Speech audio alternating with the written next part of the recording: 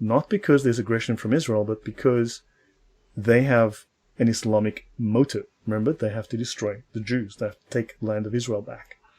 However, they're marketing it as humanitarian. So this already shows some of the deception. And it's well worth watching when you have a chance, okay, on this memorial, Imam at New Jersey Islamic Center. Well worth watching. Now, sorry? Say again? Which supports the idea that it's emotional, not logical. Correct. But it's also religiously motivated. It is not because of anything Israel's doing. It is because they're following the Islamic cause, which tells them they have to kill the Jews. Does Zogby have any connections to Barry Soetoro? Well, he is a member of the DNC, right? He's connected to the... let me go back here, since you asked. As I mentioned earlier, let me just go back. He's a member of the Council of Foreign Relations and the DNC, so yes, he would have connections to Barry Soetoro. Okay, so hold on. Let me go back to where I was so that I can run through this. This is just a basic article on 25 influential American Muslims. Okay, here's a bunch of them. Some of them you will not know, some of them you do know. Okay, so Muslims. Now this guy, the first Muslim in Congress, notice he doesn't have a Muslim name, right? Larry Ellison, I believe it is, right? So he doesn't have a Muslim name. So the question is, how many? Now I've shown you previously, about a month ago, I showed you an article which talked about conversion to Islam in the US pre-1970s, but the article actually went back to about the 1860s, and it discussed conversions by white and black people to Islam. But these are conversions you're not aware of. So how many? Now, I can tell you, when I worked in close protection, I was at one time the bodyguard for a very well-known black action star. Let's leave it at that. I worked for a while as the bodyguard for a well-known black action star who had secretly converted to Islam, and numerous of the black entertainment world, I was told, had converted secretly to Islam. Okay, so you don't know how many of them are loyal to the Islamic cause, but you don't realize because they haven't changed their name to Muhammad. Now, of course, you know about this woman. She escaped war, then ran for office. You, of course, know this guy oversees U.S. intelligence. He's a Muslim, right? Understand there are people here. And, of course, there's Rashida Tlaib. And this guy, of course, worked for CNN, highly placed in social media, and, of course, ate human brains and went nuts. The U.S. city run by Muslim Americans. Is there a Muslim city? Is there a Muslim city that is where a bunch of, I don't know, Chicagoans ran in there and decided to take over, make it Christian? I don't know, but understand, they are taking over entire cities. This is happening in the UK. This is happening in the US. Your thoughts, Thunderous? No comments on that. I was just looking at XYC's. Your audio's weak again, Thunderous. Your mic. Is that any better? Yeah, a little bit. Can't go on. So XYC was commenting about the Nation of Islam, but I don't think the Nation of Islam in any way has any credibility or influence. No, they do not. But the Nation of Islam has a propaganda arm. It has a propaganda arm, but it's, in reality, in the Muslim world, it's perceived as being a joke. Correct. Here they talk on Hamtramck, Michigan.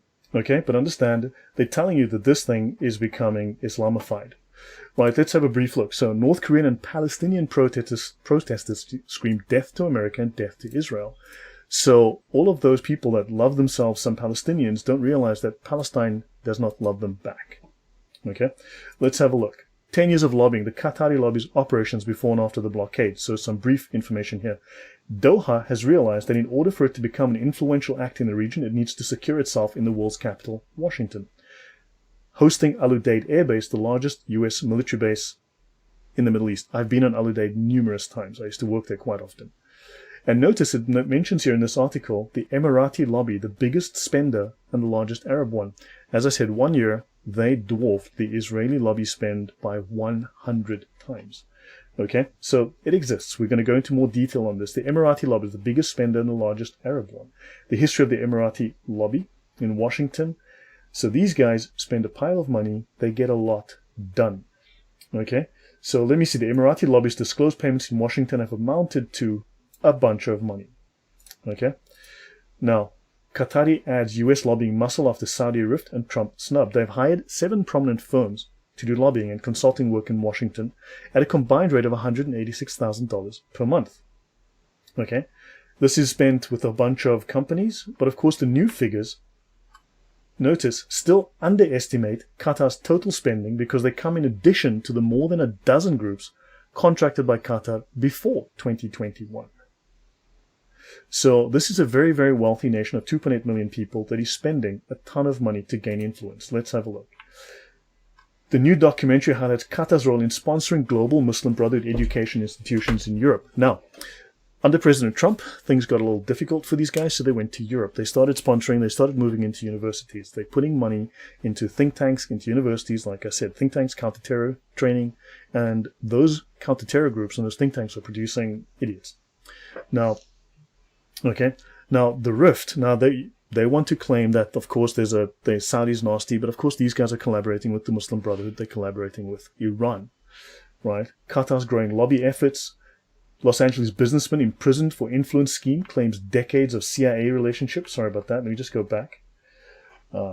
Okay. So last month, Global Influence Operations reported on the imprisonment of this man, an LA businessman, in connection with a massive political influence scheme. This included unregistered lobbying. So Bento J said, it is clear our government already sold us to these Islamists. Well, you should see some of the articles I'm going to bring up later, which says, has Qatar bought Washington, for instance? Your thoughts, Thunderous? No, the first thing I was thinking of, just going back to your comments about their infiltration, it kind of reminds me of the 70s and 80s when the Arab money, before they started doing this sophisticated way of influence, they were actually taking scientists over to Saudi Arabia or India, and that is non-Muslim scientists, and trying to have the non-Muslim scientists, by flattering them, taking them to hotels, having them stay in expensive resorts and such, and then almost giving them a script to read. Correct. To try and say that there was an Islamic scientific corroboration between the Quran and science, having them read a script in support. But obviously, since those days of the 70s and 80s, the Islamic influence has become a lot more sophisticated now, and is doing it by stealth in this manner, rather than overtly by using the sciences. And there's a comment in the chat as well by Bento J.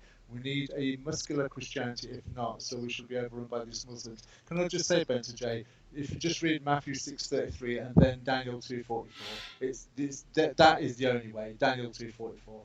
The God of the Bible speaks for itself.